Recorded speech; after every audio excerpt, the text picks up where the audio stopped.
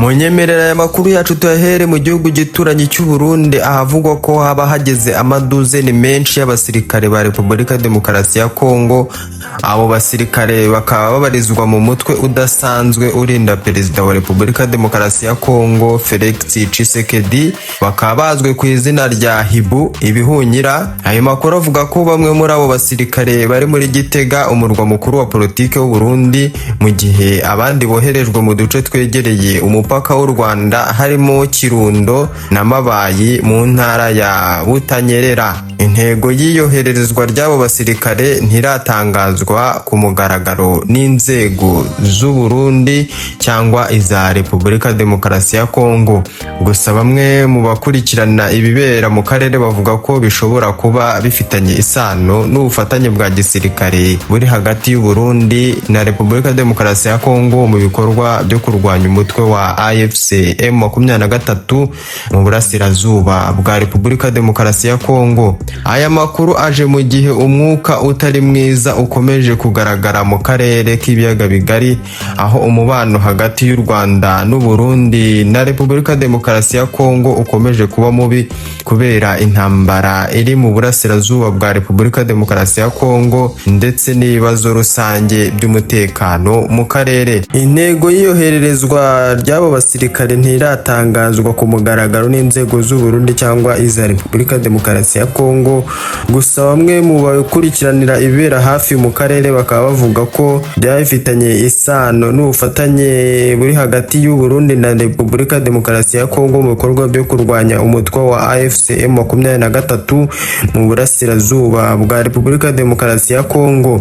Aya makuru aje mu gihe umwuka utari mwiza ukomeje kugaragara mu karere k'ibiyaga bigari, aho umubano hagati y'u Rwanda n'u Burundi na Repubulika Demokarasi ya Kongo ukomeje kuba mubi kubera intambara iri mu burasirazuba bwa Repubulika Demokarasi ya Kongo ndetse n'ibindi bibazo rusange by'umutekano biri mu karere. Mu rwego rw'ibibazo, amagambo aherutse kuvugwa na ambasaderi w'u Burundi mu Bubiligi Terence Ndahiraja yakuruye impaka nyinshi cyane zitandukanye hirya no hino mu gusubiza ibibazo byerekeye ibirego bivuga ko hari imigambi yo guhindura ubutegetsi bw'u Rwanda. Yavuze ko impungenge z'ibihugu turanye n'u Rwanda mu bibazo by'umutekano byo mu karere zishobora gutuma habaho imyitwarire cyangwa ibisubizo bitandukanye. Ubwo yashakaga kuvuga ko u Burundi bushobora kuba bwatera u Rwanda bukaba bwahirika ubutegetsi bw'u Rwanda ndetse bakaba bashyiraho ubundi butegetsi nyine bo bumva bashaka. Ndahiraja yanavuze ko impunzi z'abanyarwanda zahunze igihugu mu myaka y'1990 zagombye kugaruka cyangwa zagombye kuzabona uburyo bwo gutaha. Amagambo yakuruye ibiganiro byinshi mu basesenguzi ba politike muri aka karere kacu k'ibiyaga bigari. Andi makuru atandukanye avuga ko u Burundi na Repubulika Demokarasi ya Kongo n'abandi bafatanyabikorwa mpuzamahanga bagiranye ibiganiro ku bijyanye n'umutekano wo mu karere. Icyakora ayo makuru ntabwo yigeze yemezwa n'inzego zirebwa nyine n'ayo makuru. Hagati aho Minisitiri w'Ububanyi n'Amahanga w'Ububiligi Maxime Prévost aherutse guhakana ibirego byavuga ko igihugu cye cyahaye u Burundi ibikoresho bya gisirikare byo uzakoresha itera u Rwanda. Nubwo bimeze bityo, amakuru akomeza avuga ko u Burundi bwakiriye ibikoresho bya gisirikare birimo drone n'imbunda ziremereye za artilleries. Andi makuru kandi avuga ko uyu Jean Habyarimana rero akaba ari umuhungu mukuru wa Juvenal Habyarimana. Uyu akaba yarabaye perezida wa Repubulika y'u Rwanda mu myaka ya mbere ya Jenoside. Uyu nguyu Jean Habyarimana rero nawe akaba ari mu bari inyuma y'umugambi wo kumva ko bakuraho ubutegetsi bw'u Rwanda. Akaba afatanya rero na Repubulika Demokarasi ya Kongo ndetse n'u Burundi, bakaba bari muri uwo mugambi rero wo kuba bumva ko bahirika ubutegetsi bw'u Rwanda, ariko ibi bintu bikaba bitazabagwa amahoro.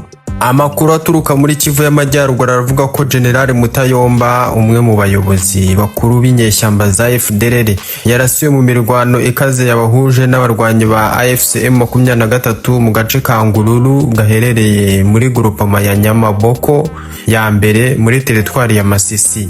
Amakuru dukesha umunyamakuru wacu uherereye muri kara gace akaba ahamya ko General Mutayomba yarashe amasasu abiri hejuru y'ibere mu mirwano yabahuje na M23 mu gace ka Ngururu. Ni mirwano itari yoroshye, yarasiwemo kandi n'umuvugizi wa Wazalendo ndetse harashwe benshi, abandi barafatwa. Ku munsi w'ejo saa 12:30 nibwo Mutayombwa yagejejwe mu bitaro bya Ibeni muri Kivu y'Amajyaruguru. Aya makuru yemejwe na Vice Guverineri w'intara ya Kivu y'Amajyaruguru Wilimanzi mu butumwa burebure bugaruka ku bigwi bibi bya General Mutayombwa. Isi ni ahantu heza.